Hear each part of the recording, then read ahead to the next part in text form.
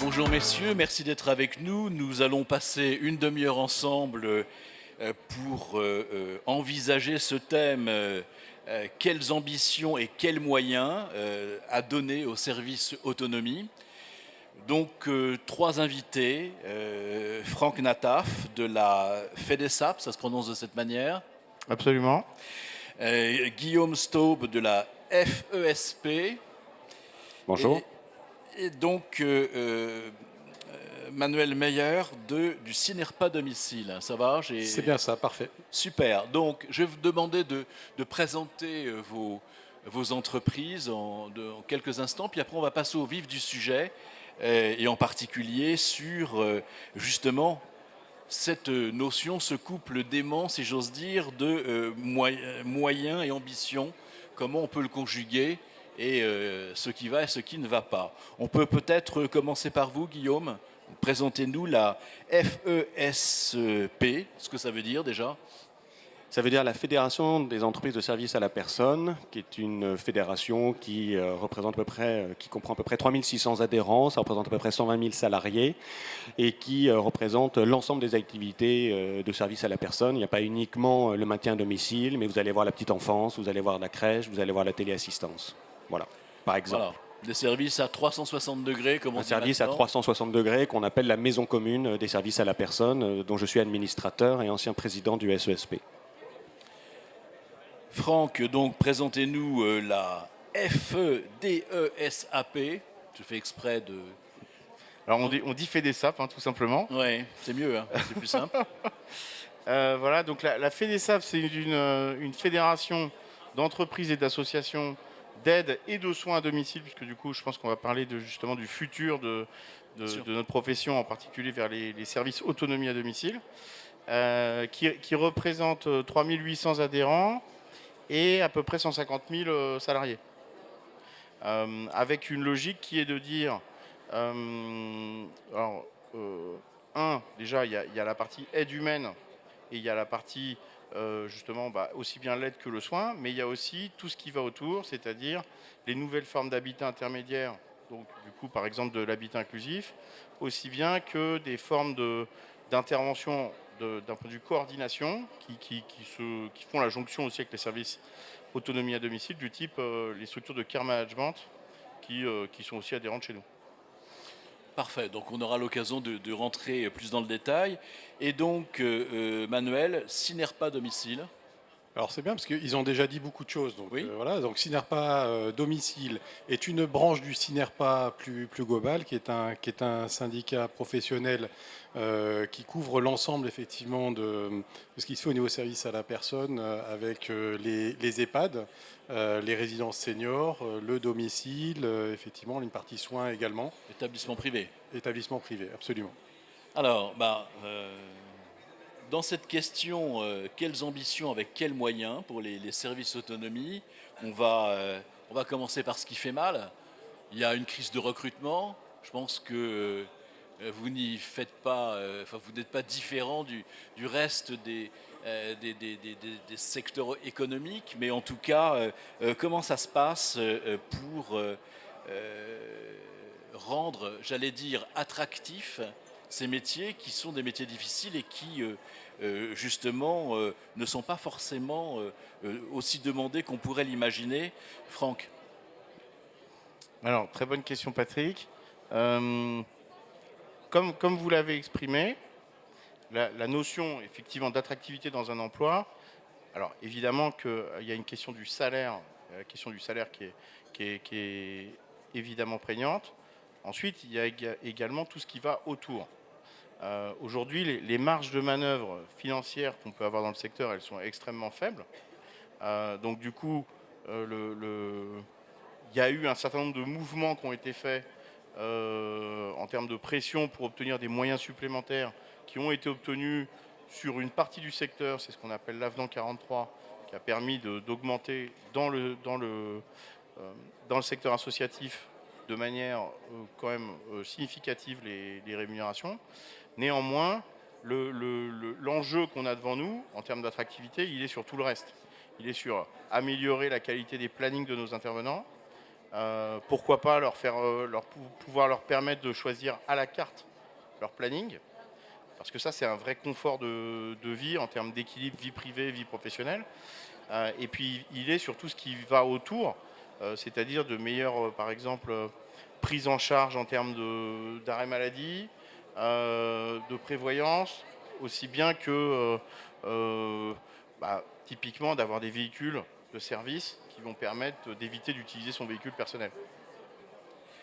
Alors, oui, vous voulez intervenir tout de suite? Je vous en prie. Je vais juste rebondir Rebondissez. effectivement, Oui. parce qu'il y a eu le terme avenant 43 qui a été prononcé effectivement, juste pour le remettre dans le contexte. Avenant 43, branche convention, branche de l'aide à domicile, et l'ensemble des autres structures de la convention SAP est un peu, j'allais dire quelque part, tombé dans un panneau, persuadé que la convention BAD avait réussi un coup de Trafalgar en se faisant financer des augmentations de salaire.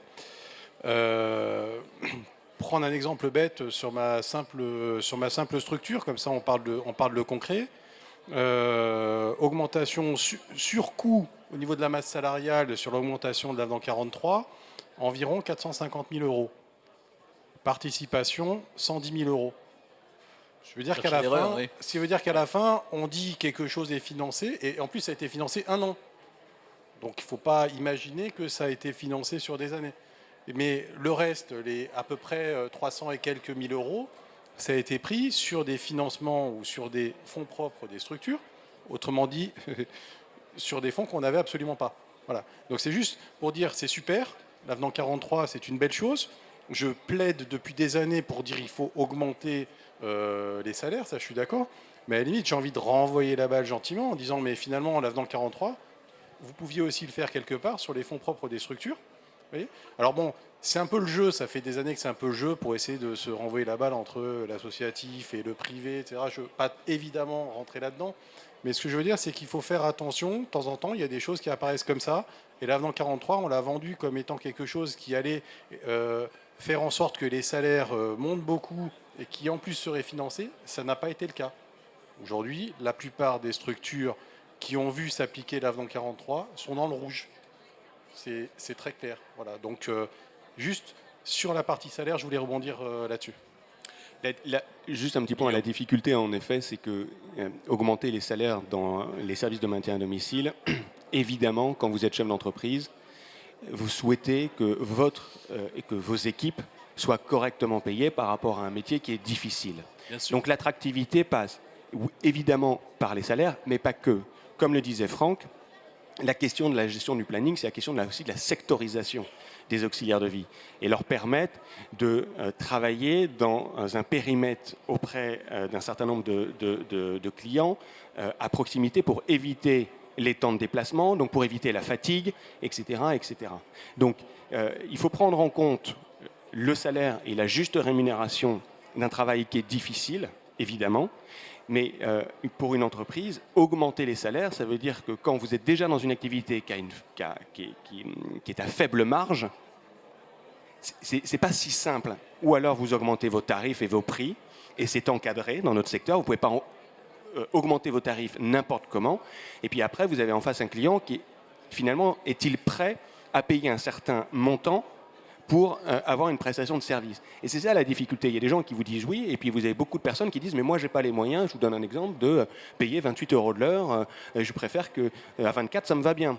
Ben oui, mais quand vous payez 24 € de l'heure, ben vous avez des marges qui sont très faibles, et derrière, il faut aussi pouvoir rémunérer vos équipes. Donc, il y a une vraie volonté, mais vous êtes tenu aussi par des paramètres économiques que vous devez,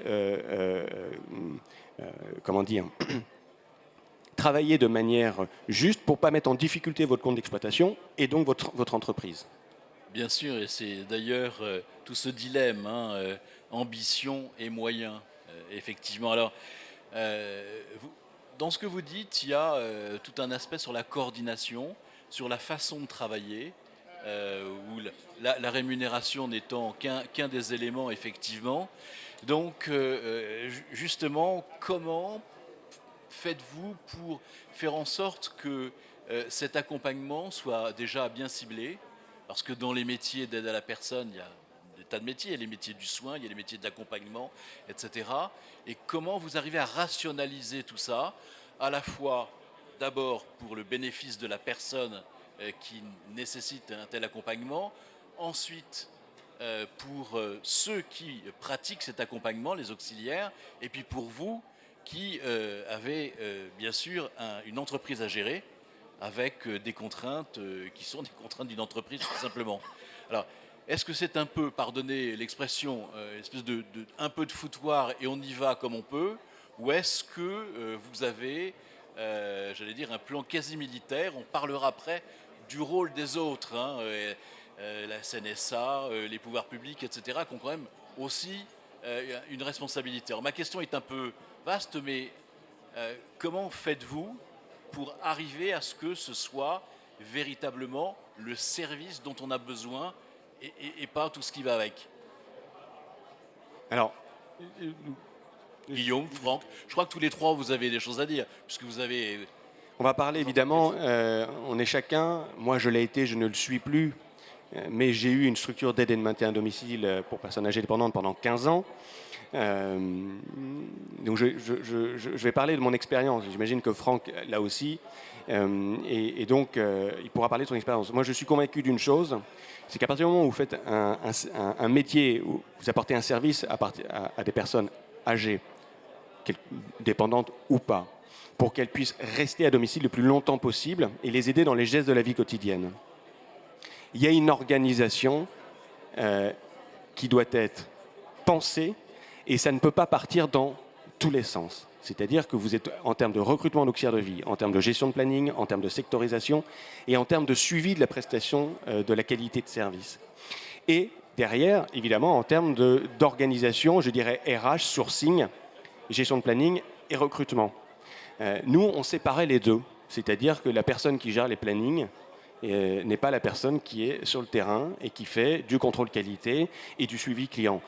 Elle ne pourra pas, sur le long terme, le faire. C'est impossible. Je ne peux pas gérer les plannings, gérer les absences, faire le recrutement, faire du sourcing et en même temps gérer la continuité de service. Il faut être chef d'orchestre, pas homme orchestre. Voilà, non, voilà. Donc il faut avoir une organisation. En disant, il y a un pôle RH qui va gérer la partie ressources humaines, qui va gérer le recrutement, le sourcing et la gestion des plannings.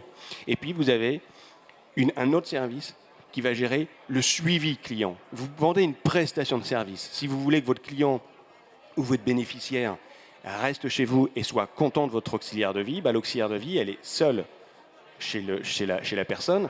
Et ce n'est pas forcément évident. Tout le monde, au bout d'un moment, n'est pas forcément armé pour être confronté à des situations de fragilité. Elle passe d'une famille à une autre, et donc il faut la suivre, il faut la motiver. Elle a besoin d'échanger avec vous parce qu'elle rencontre des situations difficiles. Donc il faut que vous ayez quelqu'un qui soit dédié au suivi, à la relation et à la relation avec le client, soit la personne âgée, soit les enfants ou les petits-enfants. Et donc ça, c'est une question d'organisation dans une structure, et c'est une des réponses pour que vous ayez une qualité de service, pour que vous puissiez voir très vite ce qui va et ce qui ne va pas, et vous ne soyez pas débordé par tout ce qu'on a pu entendre dans ces métiers où les auxiliaires de vie s'investissent énormément. La plupart du temps, font un travail exceptionnel. Évidemment, vous en avez toujours qui dérapent, comme dans tous les secteurs et dans tous les métiers, mais à partir du moment où vous avez mis une organisation bien définie, ça vous permet d'avoir une qualité de service, ou en tout cas de réagir très vite quand il y a quelque chose qui ne va pas. C'est comme ça que moi je voyais les choses. Manuel et puis Franck ensuite.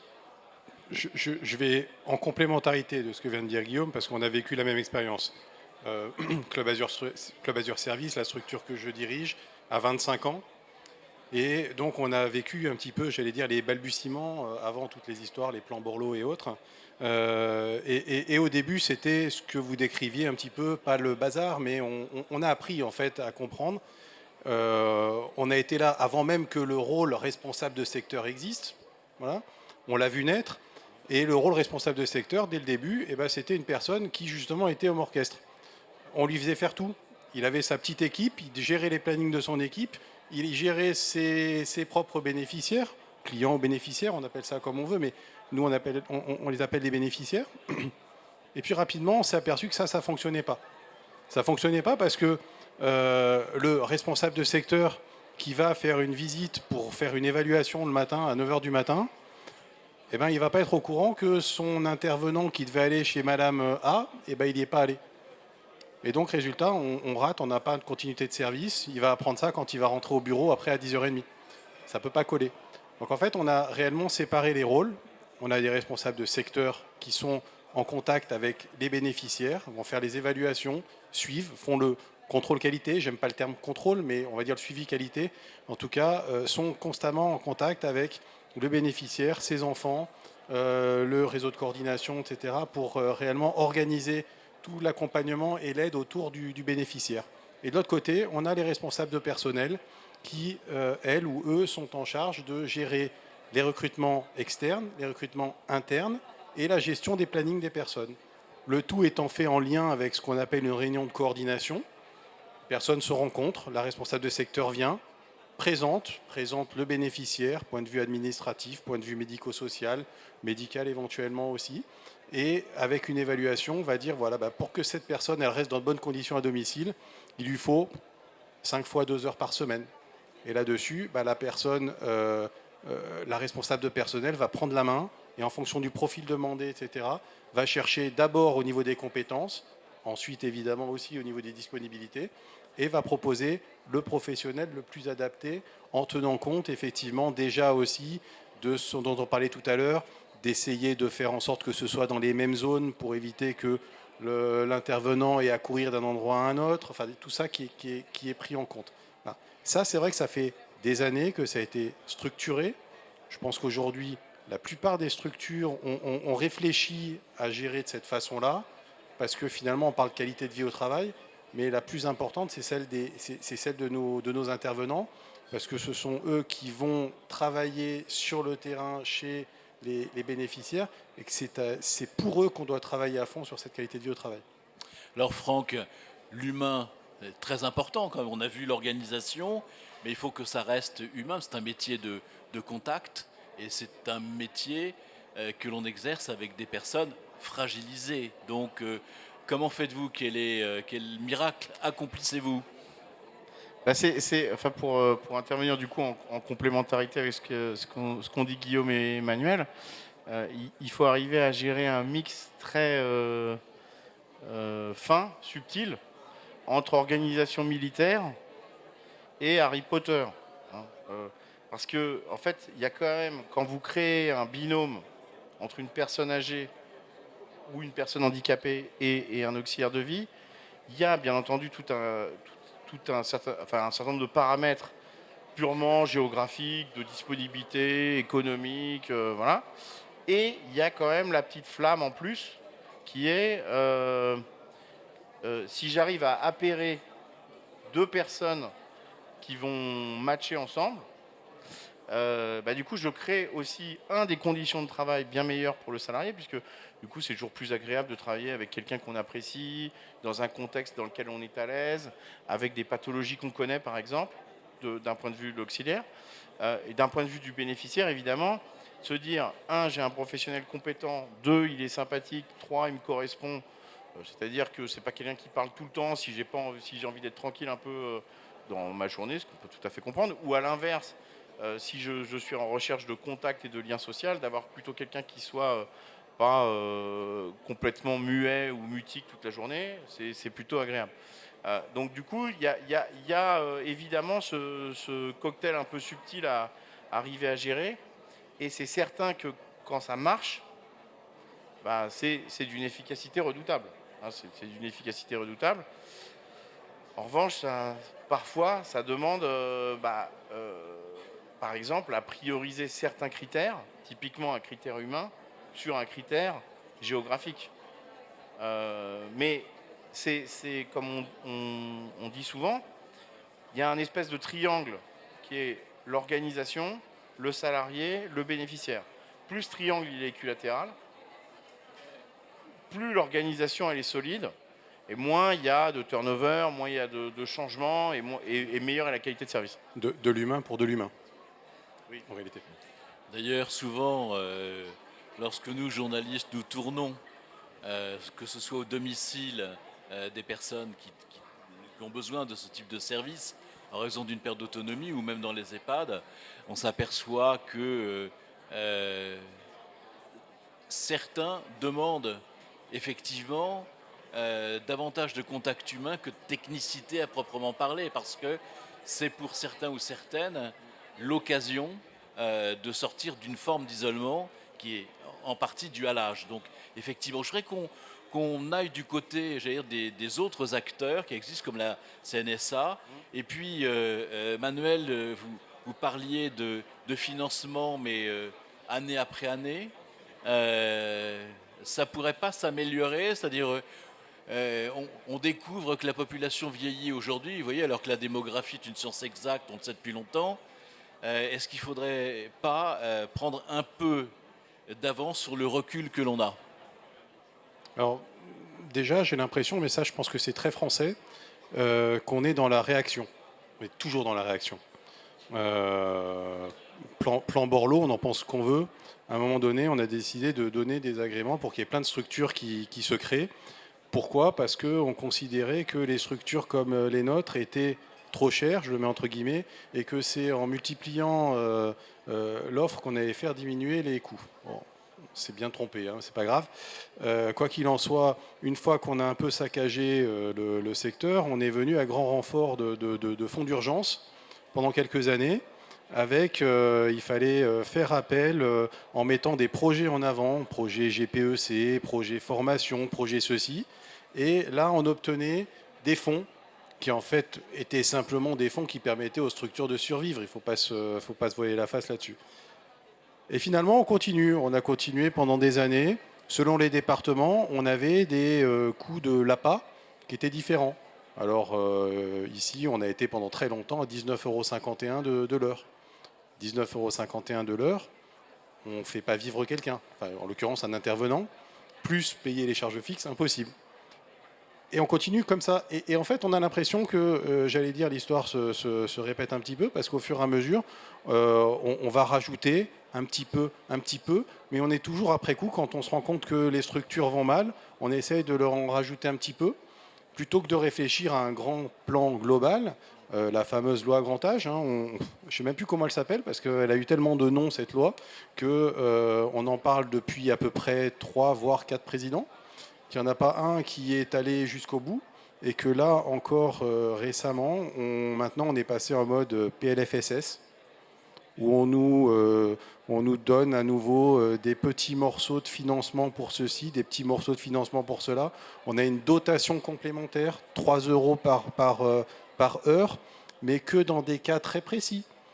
Donc si j'accepte d'aller dans l'arrière-pays faire 1 heure de prestation, ils ne se rendent pas compte en fait quand ils mettent ça que derrière, il y a des coûts pour avoir des intervenants, il y a des voitures, il y a tout ça.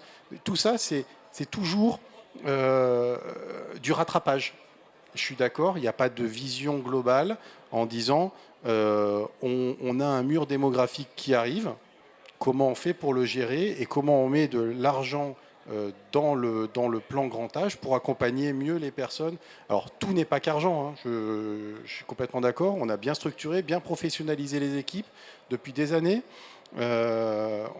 mais à la fin, c'est vrai que ce qui va nous manquer quand même pour aller dans le sens des futures structures autonomie, par exemple, etc., qu'on fait depuis des années, ça aussi. Mais là, maintenant, on nous a mis un cahier des charges et on veut nous cadrer, alors qu'on faisait ça très bien. Mais là encore, ça arrive sans financement ou avec vraiment un financement tellement limité qu'on est tous à se dire ça va être encore à prendre sur nos fonds propres. Et puis, quand on aura passé une période où on va être dans le rouge, on va venir nous saupoudrer avec un petit peu quelque chose. Alors il y a quand même un projet qui aboutit, c'est la CNSA en tant que 5e branche. Alors qu'est-ce que vous attendez d'elle?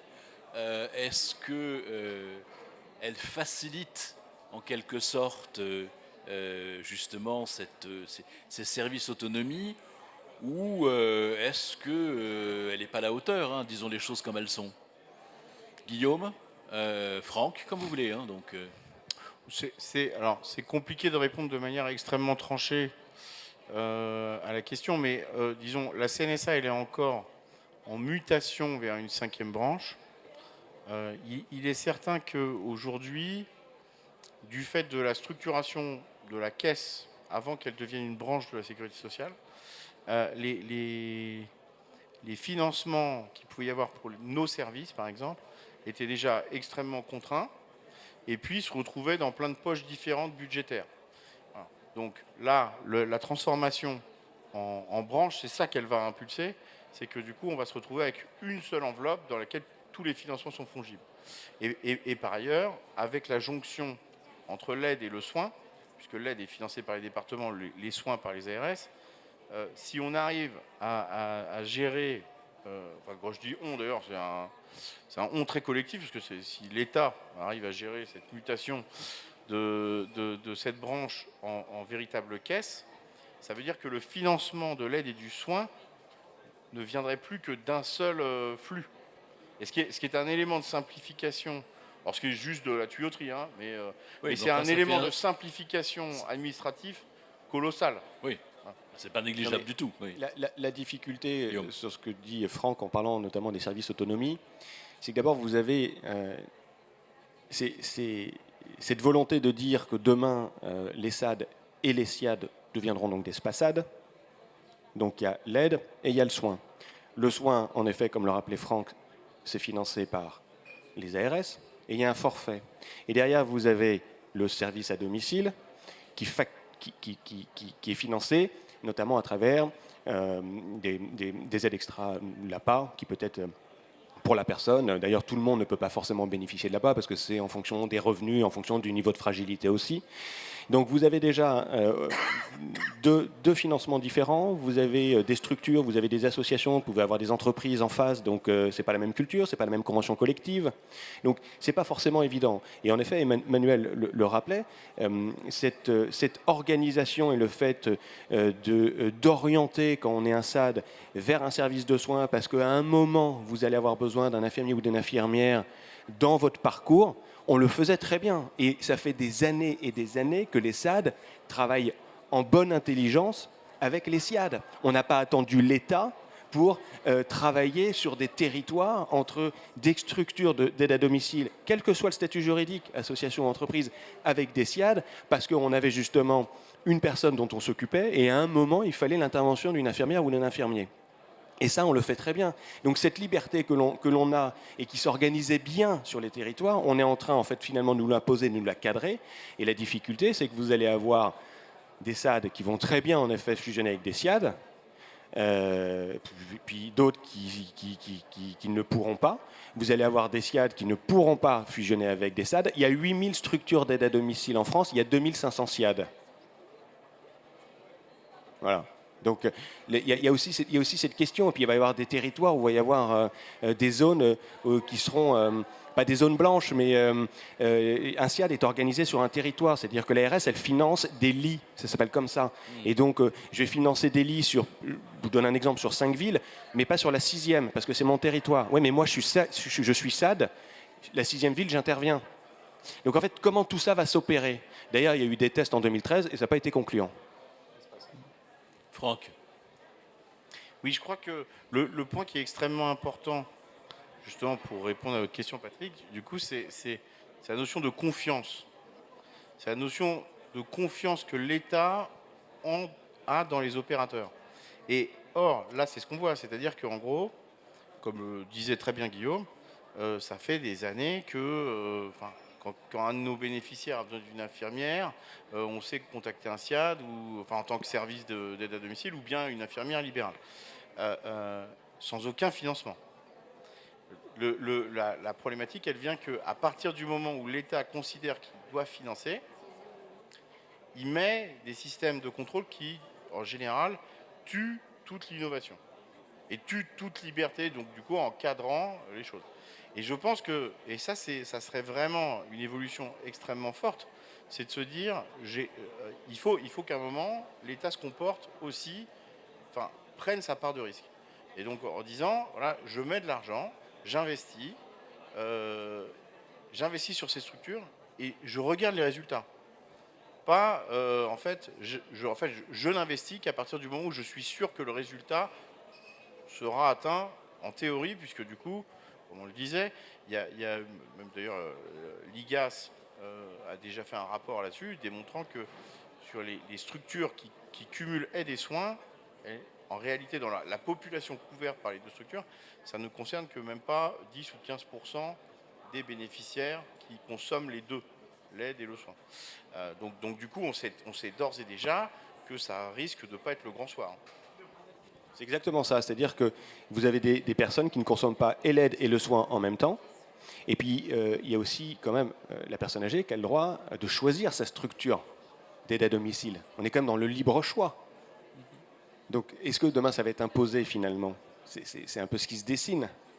Tout à fait, je vous sens très sceptique vis-à-vis de l'État. En tout cas, ça me fait penser à cette citation d'un économiste qui dit « Quand l'État veut faire du bien, il le fait mal, mais quand il veut faire du mal, il le fait bien ». Alors c'est un peu de la provocation, bien évidemment, mais il faut en tout cas, peut-être, on arrive à la conclusion, ambition avec quels moyens. Alors on a bien compris qu'il faut faire mieux avec moins, mais ça c'est quelque chose de difficile à faire. Qu'est-ce que vous voulez vraiment mettre en avant, en deux mots, chacun votre tour, sur ce qui pourrait améliorer à la fois la condition, enfin le libre choix des bénéficiaires, on va les appeler comme ça, effectivement, et la possibilité pour des auxiliaires de vie de vivre elles aussi correctement, et puis pour des entreprises de ne pas déposer le bilan, quoi, parce que c'est pas non plus l'objet d'une entreprise, normalement c'est un accident. Je sais pas, Guillaume, Franck, Manuel, dans le sens où vous voulez. Alors, je vais En démarrer. quelques mots seulement, bien sûr. Oui, je pense qu'il y a justement si on veut réussir ce virage domiciliaire, il y a deux aspects qui sont extrêmement importants. Un, déjà, il y a une démographie qui est galopante et dont on ne tient pas compte, puisque par exemple, sur la partie soins, le nombre de places est limité. Et donc on se dit, si j'ai un stock de places limité et que j'ai une population qui est en très forte augmentation, qu'est-ce que je vais avoir? Des files d'attente, comme dans les supermarchés en Union soviétique. Ensuite, à l'inverse, j'ai sur la partie aide l'APA qui, du coup, là, pour le coup, est limité unitairement par bénéficiaire et est vraiment très insuffisant, avec un taux horaire unitaire aussi qui est trop bas pour pouvoir financer. Donc du coup, il faut que je joue sur ces deux leviers-là. C'est-à-dire, un, ne pas créer de file d'attente, parce que, en fait, alors, les personnes les plus dépendantes, par exemple, elles vont en EHPAD ou elles vont en établissement pour personnes handicapées. Du coup, tous les autres sont à domicile. Si je crée des files d'attente pour pouvoir rester à mon domicile, qu'est-ce qui se passe? En fait, on va être dans un système d'engorgement, par exemple, des hôpitaux, des urgences, et là, pour le coup, on a un système qui explose, littéralement. Donc, du coup, il faut arriver à prendre ce risque, il faut que l'État arrive à prendre ce risque, ou en tout cas trouver des solutions qui ne se reposent pas peut-être uniquement sur la solidarité nationale, en se disant peut-être qu'il y a des systèmes assurantiels complémentaires à construire qui permettent justement de gérer cette croissance exponentielle du nombre de bénéficiaires et en même temps le nombre de moyens nécessaires, puisque plus ma population âgée, par exemple, va grandir, plus aussi je vais avoir de personnes plus fortement dépendantes à domicile. Donc ça veut dire que du coup, je ne pourrais pas diminuer mon aide individuelle pour en donner à plus de monde. Et je suis bien dans un effet où du coup, j'ai bien cette accélération sur les deux niveaux. Et ça, c'est vraiment essentiel qu'on construise un modèle de financement sécu qui permette d'en tenir compte. Guillaume et Emmanuel, en quelques mots. Non, mais c'est vrai vraiment que à la fin. La conclusion, c'est que vous avez un vieillissement de la population française qui est sérieux. On l'a évoqué tout à l'heure, on a parlé de l'attractivité des métiers. Et donc là aussi, vous avez une augmentation, vous avez plutôt de moins en moins de personnes attirées par ces métiers. Il va falloir quand même s'occuper de l'ensemble de ces personnes âgées et à domicile. Et déjà, moi, je me souviens, quand j'avais créé ma structure en 2002, déjà des études disaient que 90% des personnes veulent rester chez elles et veulent vieillir à domicile. On est en 2023, ça n'a certainement pas changé, si ce n'est quasiment plus. Donc, il y a ce virage, en effet, comme l'évoquait Franck, sur le vieillissement de la population, la problématique de l'attractivité des métiers, et finalement, cette organisation qui est en train de se mettre en place. Alors, on peut parler des autorisations des départements sur un certain nombre de structures de maintien à domicile, où des départements n'autorisent plus, alors que, en fait, on demande un peu plus de liberté. On veut bien du cadre. On veut bien que ça ne parte pas dans tous les sens, évidemment, mais il faut en effet un peu nous faire confiance parce qu'il y a des choses que l'on fait depuis des années avec des acteurs médico-sociaux des territoires et qui marchent très bien. Et on n'a pas besoin d'avoir un tampon de l'État pour nous expliquer comment faire sur nos territoires entre les SIAD et les structures de maintien à domicile dans une approche en bonne intelligence, en coordination avec eux, sans avoir absolument l'État qui dit maintenant il faut faire comme ça, vous devez fusionner ensemble, et c'est comme ça ou rien. Et encore, on a gagné un point, c'est que si on ne fusionne pas avec un SIAD, une structure d'aide à domicile peut au moins continuer à orienter sans avoir l'obligation de fusionner avec un SIAD. Mais ça, ce n'était pas gagné au début. Donc au moins, on oriente, et vous verrez que finalement, ça marche aussi très bien. Vous n'avez pas perdu toute liberté, heureusement, et il y en a encore d'autres à reconquérir. Manuel. Alors, en 2 mots, j'ai bien compris. J'ai bien aimé sur les différents modes de financement ce que Franck disait. Finalement, quand on y réfléchit, on parle de plus en plus de retraite par capitalisation. Peut-être que demain, on aura aussi la dépendance par capitalisation. Mais bon, ça, on verra ce que ça donnera dans le futur. Moi, je m'étais dit, est-ce que la conclusion sera sur le fait qu'on est en train de foncer dans un mur, démographique ou pas, mais en fait, non, j'ai envie d'être plutôt positif. Pourquoi ? Parce que, bon, déjà, on a de la chance quand même de faire un métier, je disais tout à l'heure, de l'humain pour de l'humain. C'est un métier fabuleux. Et je pense que les premiers qui s'en rendent compte, ce sont nos aides à domicile, ce sont nos auxiliaires de vie, nos accompagnants éducatifs et sociaux, qui se rendent compte quand même que être la personne qui permet à une autre de rester dans de bonnes conditions à domicile, c'est quelque chose de humainement non seulement utile, mais assez fabuleux à vivre. Donc rien que pour ça, je dirais ça vaut le coup. Ce qui est effectivement dommage, et c'est là que je voudrais aller sur le terrain de Guillaume, sur le terrain de Franck aussi, sur la question de la confiance, j'aurais envie de dire, faites-nous confiance, ça fait des années qu'on est là, on ne fait pas un boulot trop mauvais, a priori, sinon on est autorisé. Autorisé, ça veut dire que le conseil départemental a validé des évaluations. Donc si on fait un boulot si mauvais, ne nous autorisez plus. Mais à partir du moment où vous nous autorisez, laissez-nous quand même gérer nos structures sans avoir besoin de venir nous dire il faut tenir le crayon comme ça, il faut faire telle chose. Voilà, c'est simplement plus de liberté, de la confiance. Notre travail, on l'aime. Les bénéficiaires, on aide et on apprécie d'aider ces personnes. Laissez-nous un peu vivre dans ces métiers-là. Ben, c'est parfait, messieurs.